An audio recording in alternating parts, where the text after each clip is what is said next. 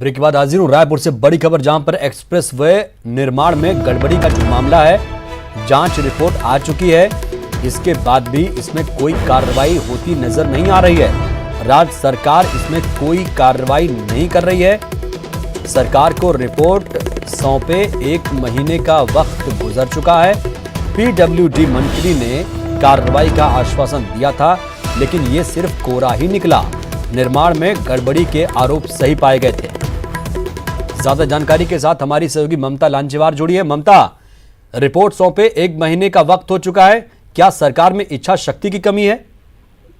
देखिए, जब express way में गड़बड़ी आई थी और एक्सप्रेस वे जगह जगह से धंसता था, तो उसके बाद सबसे ज्यादा जो है बीजेपी को कांग्रेस ने निशाने पर लिया था। और उसके बाद में ये भी बात आई थी कि जो भी गड़बड़ी होगी, खुद पीडब्ल्यूडी मिनिस्टर ताम्रध्वज साहू कह रहे थे कि अगर कोई भी गड़बड़ी होती तो सबसे पहले कार्रवाई की जाएगी, कड़ी कार्रवाई की जाएगी। लेकिन इस रिपोर्ट को सौंपे हुए करीबन 1.25 महीने से ज्यादा हो गए हैं और उसके बाद भी ये समझ में नहीं आ रहा है कि सरकार इस मामले में किस तरह की कड़ाई करने वाली है।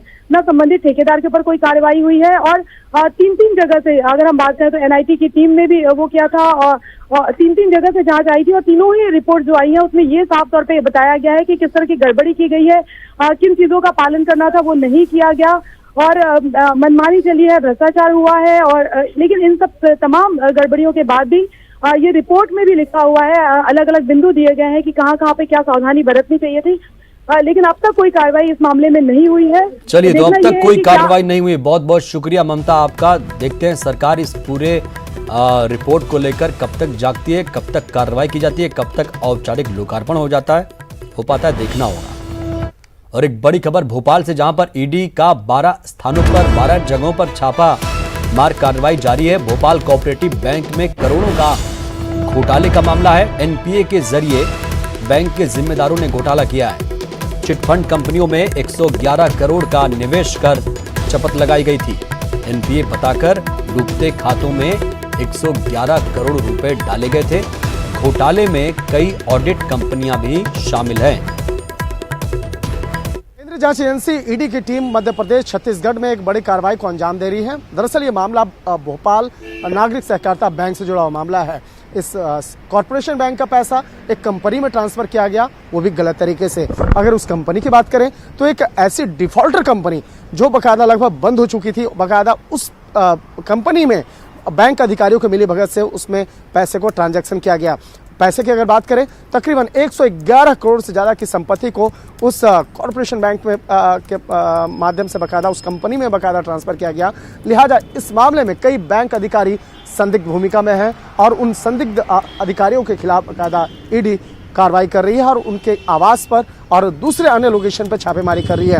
हालांकि इस मामले की अगर बात करें तो इस मामले में राज्य सरकार में स्थित जो आर्थिक अपराध शाखा है यानी ईओडब्ल्यू इस मामले की तफ्तीश कर रही थी और उसी मामले को आधार बनाते हुए ईडी ने इस मामले को दर्ज किया है। निश्चित तौर पर कहा जा सकता है इस मामले की गंभीरता को देखते हुए आने वाले वक्त में इस मामले में कई अन्य अधिकारियों की भी गिरफ्तारी संभव है।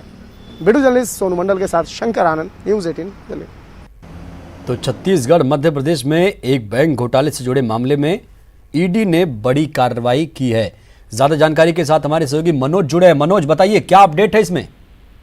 जी बिल्कुल, क्योंकि ईओडब्ल्यू ने इस पूरे मामले में एफआईआर दर्ज करने का काम किया था, प्राथमिकी जांच को दर्ज किया था और इस पूरे मामले की जांच मध्य प्रदेश की ईओडब्ल्यू भी कर रही थी, क्योंकि भोपाल कोऑपरेटिव बैंक से ये पूरा जुड़ा हुआ मामला और जिस तरीके की शिकायत हुई थी उसके अनुसार ये जांच में पाया गया है कि किस तरीके से 111 करोड़ रुपए को जो है दूसरी कंपनी जो कि चिटफंड कंपनी थी, जो कि ब्लैक लिस्टेड कंपनी थी, 2017-18 में उन्हें लगातार करीब 9% ब्याज लेने के एवज में 111 करोड़ रुपए का निवेश किया गया। हालांकि ये कंपनी डूब गई और ये कंपनी फरार हो गई। उसके बाद इस जो पैसा था उसको डूबट खाते में डाल दिया गया। तो ये पूरा घोटाले का मामला था, यही कारण था कि ईओडब्ल्यू ने। चलिए, तो जिस चिटफंड कंपनी में पैसे ट्रांसफर किए गए उसका मालिक फरार है। बहुत बहुत शुक्रिया आपका मनोज।